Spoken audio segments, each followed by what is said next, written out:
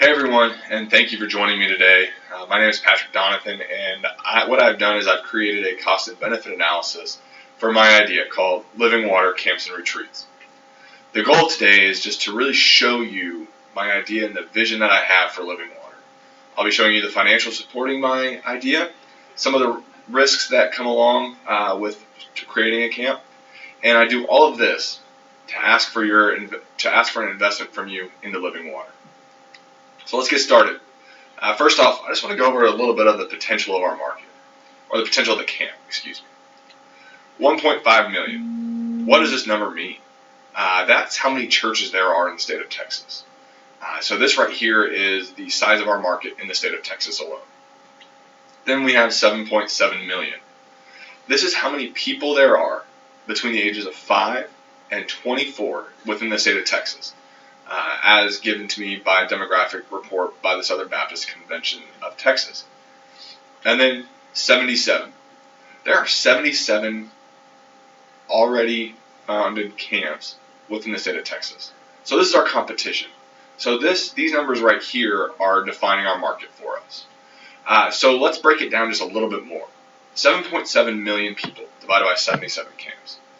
That's 700,000 students per camp. Well, no camp can hold that much, so the market isn't very saturated. So what do these numbers mean? In speaking with some very well-respected camp directors of these different camps, it's no secret that church camps range between 30 years of age and 100 years old. So that makes me think, why is there nothing new happening?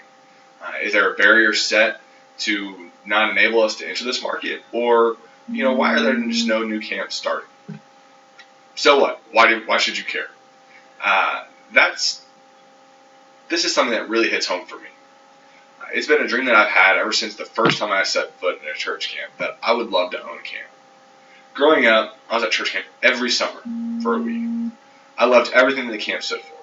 The atmosphere that the camp created, the camaraderie, the teamwork, the love, the growth in the community. And it was all centered around Christ. Excuse me. We were all there for one purpose, to love one another and to love God. So that's what I want to accomplish, is to provide students and adults alike the same opportunity that I had and that others have had. The memories, the friendships, the relationships, and the decisions that will last a lifetime. So let's get into some of the details of the solution, just kind of giving you a high-level overview of what we're going to be talking about. We're looking for people like you to invest in Living Water to be a strategic partner. This camp is going to lay on 100 acres of river line just outside of Waco. The idea that we are creating is that it can fit 1,000 students at a time. We're going to have 500 bunk beds. This is either a week, per weekend, etc. And we're going to get into the different expanded service portfolio here in just a moment. But again, we're looking for partnerships with churches, individuals, businesses, because cash flow is important to any business. In our slow season, we're really looking for continuous contributions from churches to really help us keep going. We're looking for us to be more of a strategic missionary partner, if you would. So yearly contributions as well as an initial investment up front. We're seeking $900,000 total in our initial investment along with yearly contributions. And what will this get you? You'll be first come on our list. You'll have priority for signing up.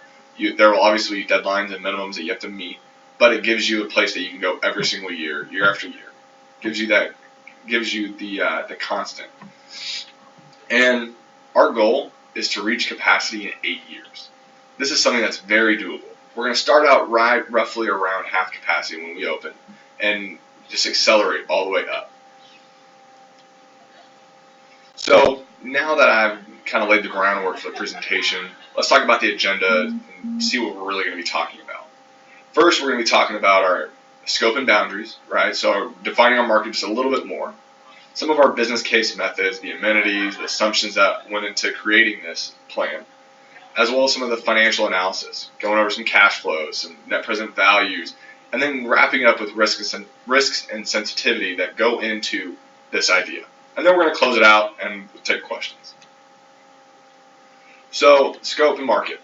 In the state of Texas, there's roughly 28% of the population between the ages of 5 and 24.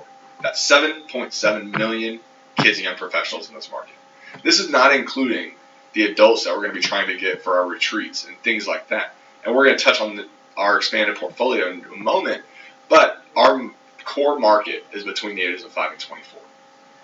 And there's only 77 camps that are in this market in the state of Texas. So this is an unsaturated market that has great potential. I threw in a number in here: 45% of Texas families make less than $50,000 a year. Why is this important? Well, we want to make it cost effective for parents to be able to send their students, their kids, to camps. There are some camps out there that are charging almost $1,000 a week to go. So we want to really be able to administer to all walks. And 45% of the country is classified as unchurched. So this number is while it's staggering to me, that's also our potential that we can reach, being a church camp that reaches out to the community around you. So where is it going to be? It's going to be in Waco, Texas, the heart of the quote-unquote Texas Triangle. The Texas Triangle is in between Dallas, Fort Worth, San Antonio, and Houston. It holds 2/3 of the population of Texas within the triangle. So our market just keeps growing, right? With people moving, with people coming from California and the East Coast, we're just going to keep growing in this area. And it's going to be on 100 acres. If you look at the picture of the river dock, this is actually a picture from the plotted land. 100 acres of prime property on the Brazos River, about 5 minutes outside of Waco. The location provides easy access to and from populated areas, and it doesn't take you hours and hours and hours to get there. Whenever I went to church camp, it took me 8 hours to get to camp. This won't. This will take you 3-4 max. So let's talk SWAT. That's what we're here for. We want to see what the strengths are. Where are we weak? What are the threats?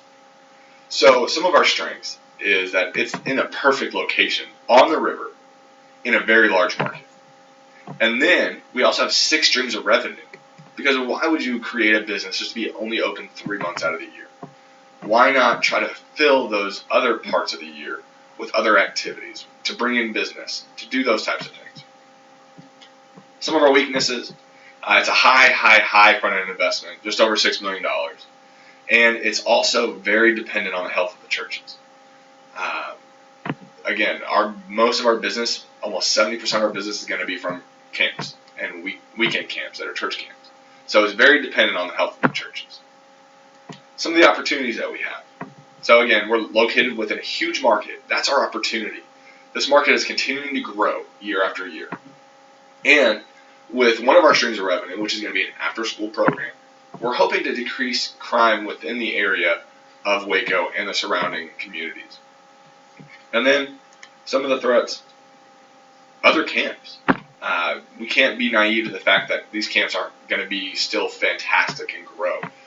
But also, we have to worry about the church attendance and the economic downturn. Because if 45% of the state of Texas only makes $55,000 a year, if that number goes down, they're not going to be able to afford to send their kids away. So what are these amazing services that we're going to offer? I mentioned 6 streams of revenue. So what does all that mean? So we're going to introduce week-long camps throughout the summer. So June dogs. And then we're also going to be offering weekend day camps. So it'll be 2 days, go there for the 2 days, and that's going to go through March through September. Then we're going to have after-school programs. So this is something that I'm going to be working very closely with the state on to get grants and funding and things like that, to really be able to bring students from all the surrounding school districts that are that their parents just can't be home, so they need a place to go. This isn't going to be a daycare, but it's going to be continuous education. It's going to be fun, things of that nature. It's also going to be, we're going to rent our worship center out as an event center for your corporate conferences, your concerts, or whatever conference you may have. And then also we're going to have some retreats. It's going to be team building exercises, corporate retreats that for whenever you want to get a weekend away or something. And also married couple retreats, something to just get away from the world and reconnect with your loved one. And also, one of my favorite things that we're going to be doing is doing athletic camps. So we're going to be working with Baylor University's athletic departments to bring in kids or young adults or whomever to come and train with those athletic teams, whether it be basketball, football, things like that to help prepare them for the next level. So I'm not going to list all these amenities that are here, but suffice to say, church camp is more than just dodgeball these days. The two things that I think are going to differentiate us from other camps are going to be the program and curriculum expertise. So we're going to create all of these different programs and curriculum and bring in bands and bring in speakers for these camps, and also our community outreach. So while we're pouring into the kids, we want to take these kids out into Waco or out into the surrounding neighborhoods to go and do some mission work, to go clean up somebody's lawn, to go pass out flyers or go feed the homeless. Things like that that are really going to enable the kids to be excited to help people. And let's get into some assumptions, right?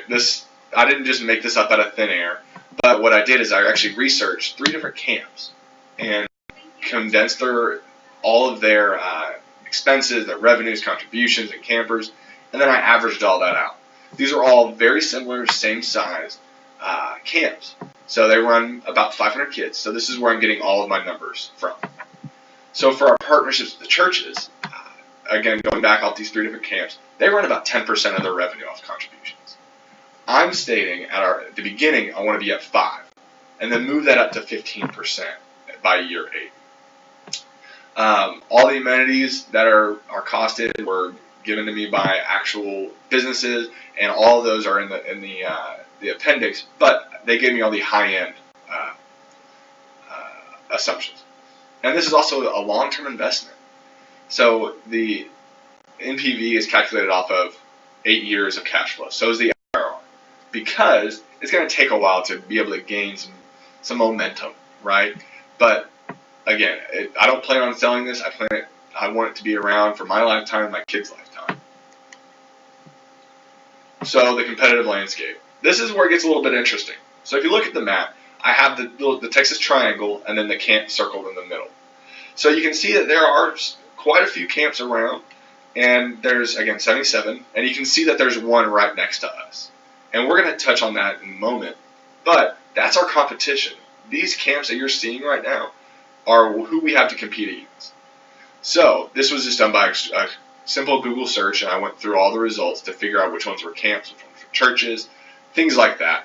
And I dwindled it down to 77 camps, with one that is about 30 miles away from us. So what does that mean, right?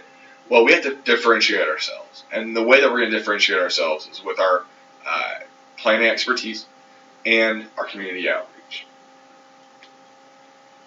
So why does it cost so much? These numbers are pretty staggering in my opinion.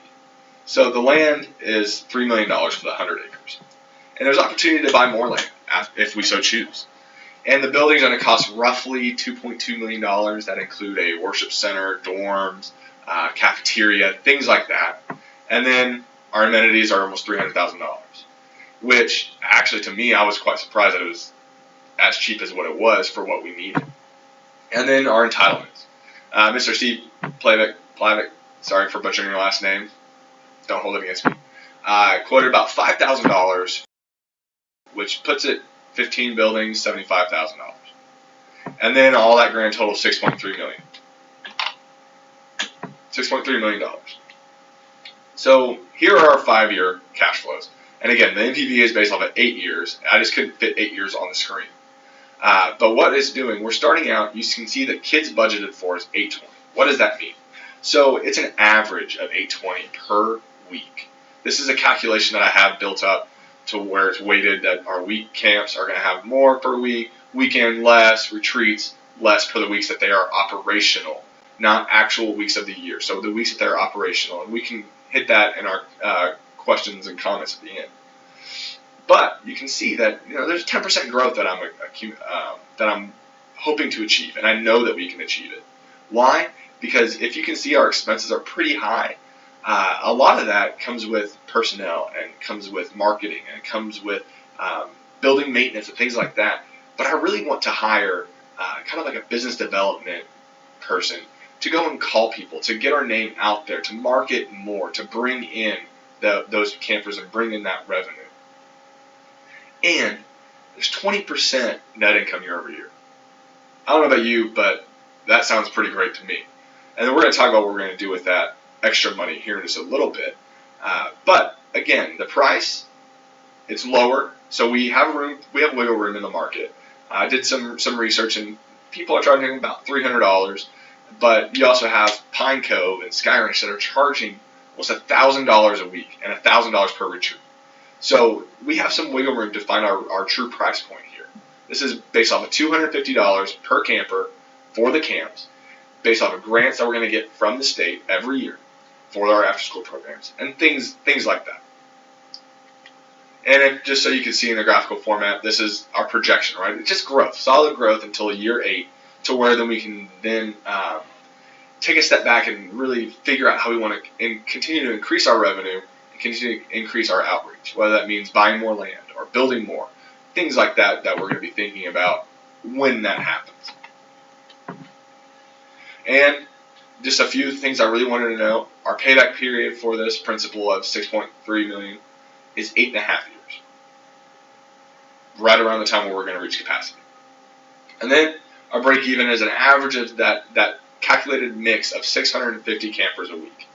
It comes out to be about 300 campers a week for the summer camps, and then break it down further than that.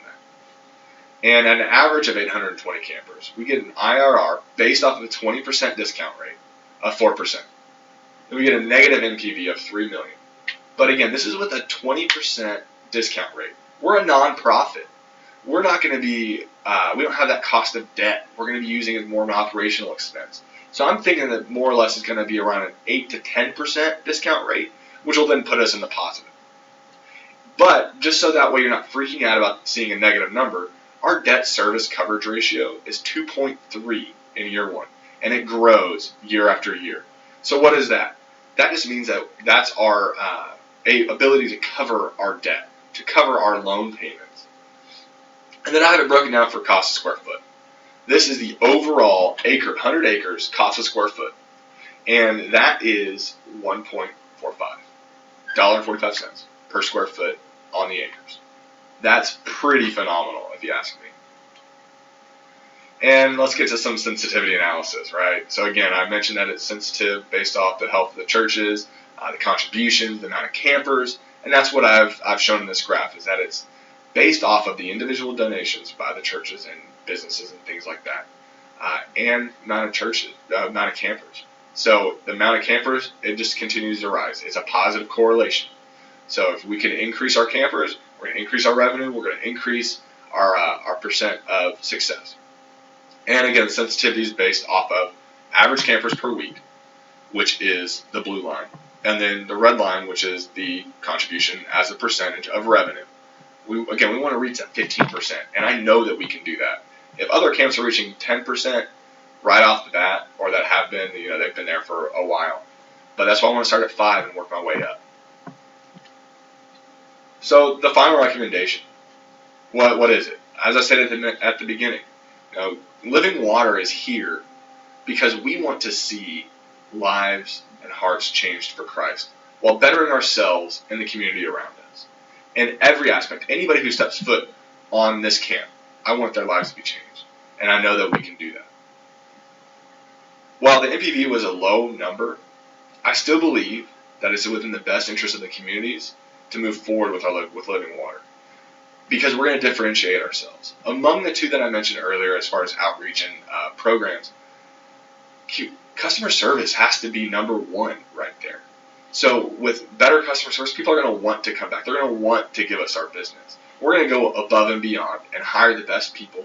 We're going to get interns coming from all different universities and things like that to come and work for us for the summer. We'll have about 20 full-time employees, and then that number is going to explode for part-time over the summer, but it's all baked in. So while there is a monetary value on the camp, can you really put a value on the effect that you can have on somebody's life for the greater good? So the reward to me is definitely greater than the risk. So again, I'm seeking an upfront total of $900,000 to start this camp, with yearly contributions to meet 5 to 15% of our revenues. So that leads me to my final question.